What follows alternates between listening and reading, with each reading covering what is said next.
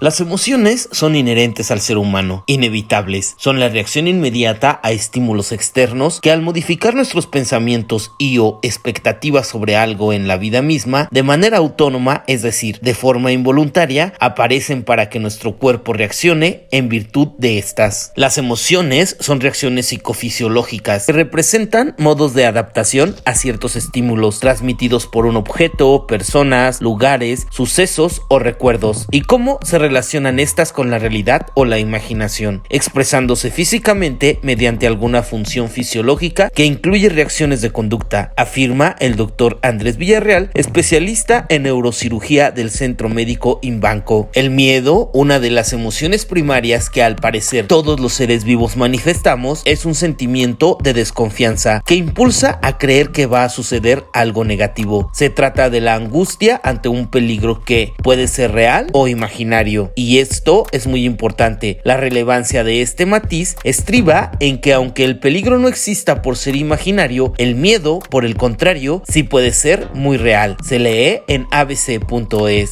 El miedo es una emoción muy útil para escapar o evitar peligros. Es el aviso que impulsa a nuestra mente y cuerpo a correr, refugiarse o atacar. Acciones que no se pueden hacer en todas las circunstancias que el miedo se presenta, generando niveles de estrés sumamente dañinos al ser humano. También es una emoción que puede interponerse en el disfrute de una persona y en caso de que sea excesivo puede llegar a bloquear y a impedir el transcurso de una vida normal. De hecho, muchos de estos trastornos más habituales tienen como origen el miedo a una situación real o posible, como la ansiedad, las fobias o los ataques de pánico. Así, según su nivel, los miedos pueden ser normales o patológicos. Los primeros son aquellos que aparecen ante estímulos dañinos, tienen corta duración y no interfieren con la vida cotidiana. Los patológicos son los miedos que se activan aunque no haya peligro y que pueden prolongarse definitivamente en el tiempo. Pero ¿de dónde viene esa desconfianza? Esa sensación de inseguridad regular u obsesiva que llamamos miedo. El miedo representa esa sensación de pérdida o posible pérdida profunda de algo a lo que tenemos no más que apego. Porque estrictamente, ¿qué nos pertenece? En el fondo de todo, nada es nuestro. Todo es simplemente prestado, algo que debemos cuidar y mejorar mientras lo tenemos. Pero, ¿no acaso la vida misma no es más que un espacio de tiempo prestado en este plano? Y si tarde o temprano todo tomará el lugar que le corresponde en el universo, ¿por qué temer? Porque la desconfianza e inseguridad de perderlo. La fisiopatología del miedo es la disciplina que estudia dicha emoción, no como un sistema de adaptación y protección de nosotros mismos, sino como una enfermedad que genera cambios negativos para nuestra salud a largo, mediano y corto plazo. Es entender cómo el miedo no solo daña nuestra mente, sino también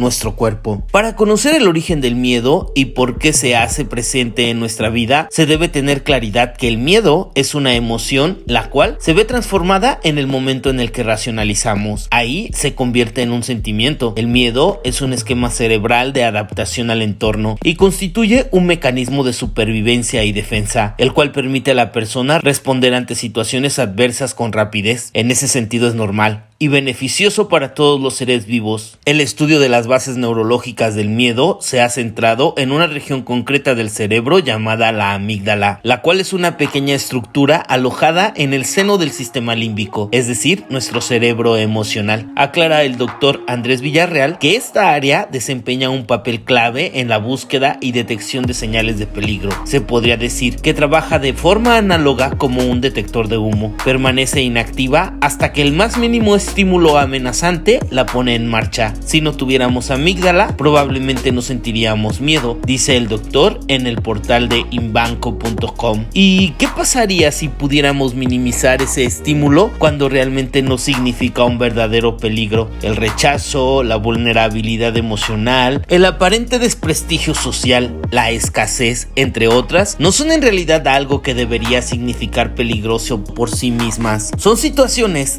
en las que no vale vale la pena temer. Incluso entender la vida como un proceso en el camino de las almas podría ayudarnos a despejar el miedo que se tiene por la pérdida de la misma. El mecanismo que desata el miedo se encuentra tanto en personas como en animales, concretamente en la región más primitiva que se encarga de regular las acciones esenciales para la supervivencia, como comer y respirar. A su vez, en el sistema límbico, que es el encargado de regular las emociones, la lucha, la huida, la evitación del dolor y en general todas las funciones que aseguren la conservación y seguridad del ser. Este sistema revisa de manera constante, incluso durante el sueño, toda la información que se recibe a través de los sentidos, encargándose de localizar alguna fuente de peligro. Afirma el especialista del artículo citado que cuando la amígdala se activa, al detectar un posible peligro, se desencadena la sensación de miedo y su respuesta puede ser la huida, el enfrentamiento o la paralización. El miedo produce cambios inmediatos en nuestro cuerpo, como por ejemplo, se incrementa el consumo de energía celular, aumenta la presión arterial, los niveles de azúcar en la sangre y la actividad de alerta cerebral. A su vez, se disminuyen o descienden las funciones no esenciales, se incrementa la frecuencia cardíaca y la sangre fluye a los músculos mayores, especialmente a las extremidades inferiores en preparación para la huida. Se inicia una cascada hormonal desde el hipotálamo a la hipófisis y a las glándulas suprarrenales, incrementando los niveles de adrenalina y cortisol, siendo esto a la larga causante de enfermedades desde simples dolores de cabeza hasta tumores en ciertas partes del cuerpo. Comprender que el miedo debe transformarse a través de la meditación, el arte, el deporte u otras actividades que reorienten el cerebro podría evitarnos muchas enfermedades. Los miedos no se pueden heredar, pero si al nacer cualquier ser humano es expuesto de forma repetitiva y orientado por sus padres, su comunidad o su cultura transmitiendo temor, esta persona aprenderá y adoptará ese mismo miedo, por lo que se afirma que los miedos no se pueden heredar, pero sí se pueden enseñar. Desde los primeros meses, los bebés tienen la capacidad de reconocer emociones positivas y negativas. Aproximadamente a los 4 años de edad, los niños pueden reconocer las emociones básicas y las entienden como sentimiento, reaccionando a las respuestas que pueden generar en ellos mismos y en las demás personas. Al paso de la edad, se generan diversos cambios en las emociones y estos impactan sobre la concepción de sí mismo y el entorno. En este sentido, durante el desarrollo emocional, la cultura y la sociedad tienen gran influencia en las emociones, ya que regulan su expresión, en especial las emociones que generan miedo, afirman especialistas. Por eso es importante que sepamos bien qué le estamos enseñando a nuestros hijos con respecto a su relación con la vida misma, los semejantes y el resto del universo. Cabe aclarar que existe la posibilidad de modificar y dar por terminado con los miedos que hemos ido creando a lo largo de la vida. Se ha demostrado que a través de la psicoterapia se puede promover la comunicación de la amígdala cerebral y el cíngulo anterior, por lo que las personas afectadas podrían aprender a actuar con menos miedo y a tener mayor seguridad en sí mismas. La meditación es otra forma de disminuir o entender los miedos. El miedo, como una reacción ante la posibilidad de perder algo, es innecesario si entendemos que nada de lo que poseemos en realidad nos pertenece, ni objetos, mucho menos personas. Finalmente, dice inbanco.com, el miedo es algo natural y debemos reconocerlo como un sistema de protección. El problema es cuando se genera miedo y su respuesta no es la adecuada o genera cambios conductuales y o limita